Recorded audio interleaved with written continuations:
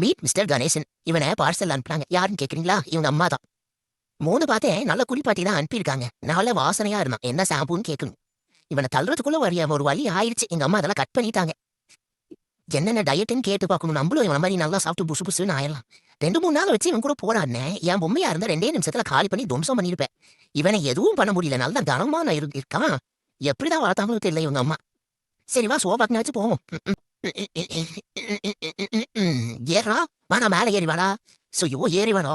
அட வாடா மேல ஏறி வாடா. எதெல்லாம் பிடிச்சி இழுக்க வேண்டியதா இருக்கு. மேல ஏறி வந்தா தானே விளையாட முடியும். யாரையாவது உதவி கூப்பிடலாம். யாரையும் காணும். வாடா அட வாடா மேல ஏறி வாடா. சோபாக்கு வாடானா எவனும் உதவ மாட்டான் வேற. ஐயோ என்னையும் சேர்த்து கீழே தள்ளி விட்டானா. இவனை மேல ஏத்துறதுக்குள்ள மனுஷன் இவன் எதுக்கும் உதவ மாட்டான். படுத்து தூங்கறதுக்கு மட்டும்தான் உதவும். என்னத்த சொல்ல என்ன டாடி வேற வேஸ்ட் பீஸை கேட்கிறாரே. வேணாம் டாடி உனக்கு உதவாது. ஆனா வேணாங்கிற சொன்ன கேட்க மாட்டியா?